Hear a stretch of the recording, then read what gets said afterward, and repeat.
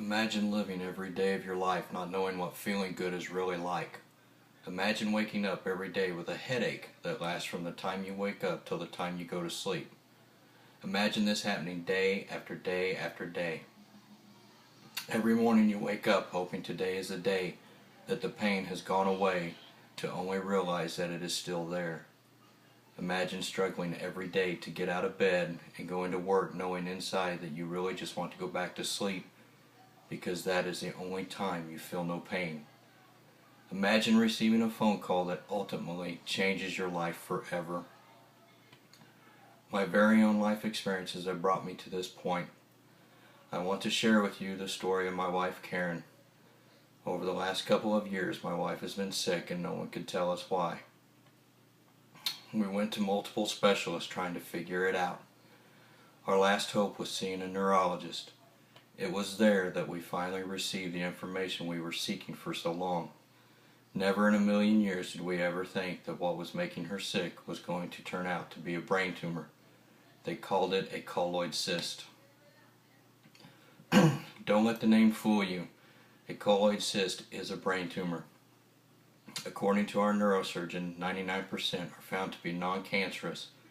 However, they are fatal. According to research, only 3 out of a million people are diagnosed with a particular type of brain tumor. According to an article written in Wikipedia, a colloid cyst is a cyst containing gelatinous material in the brain. It is almost always found just posterior to the foramen Monroe in the anterior aspect of the third ventricle, originating from the roof of the ventricle. Because of its location, it can cause obstructive hydrocephalus and increased intracranial pressure. These cysts account for approximately 1% of all intracranial tumors.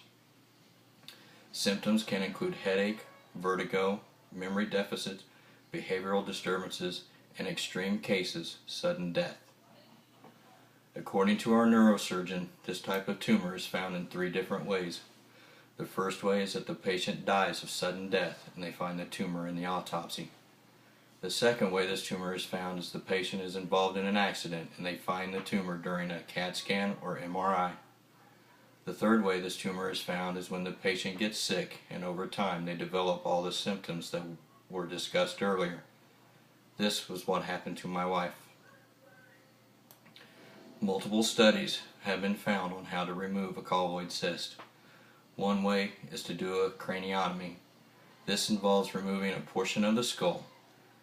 This is how they performed my wife's surgery. Our surgeon made an incision across the top of the scalp, approximately 6 to 8 inches in length, above the temple region. He then had to go between the 2 different hemispheres of the brain, all the way to the bottom to be able to get to the tumor to remove it. It took approximately 5 hours to complete the procedure. Another way to remove the cyst is an endoscopic removal. The endoscope is inserted into the brain and then moved towards the tumor in the ventricle compartment. The tumor is hit with an electric current. The interior of the cyst is removed, followed by the cyst wall. The electrical current is then used to kill the remaining pieces of the cyst. This whole process, including closing of the incision and removal of the scope, is completed within 45 minutes to an hour. According to our neurosurgeon, this way can cause other issues, and he didn't recommend we do it that way. There are some side effects from this type of surgery. We were told that she could wake up and not remember anyone, and I think this was the scariest thing for my wife to hear. The thought of her not knowing her kids are almost tore her apart. We were also told that she could suffer short-term memory loss, and the worst was that she could not wake up at all. It has been 4 months since my wife had her surgery. It has been the hardest 4 months of her life. After surgery, my wife has had to have multiple sessions of speech and physical therapy due to after effects of the surgery. To this day, she still struggles with cognitive issues. When she gets tired, it gets worse. Her speech has improved to the point that you almost can't tell she ever had any speech issues.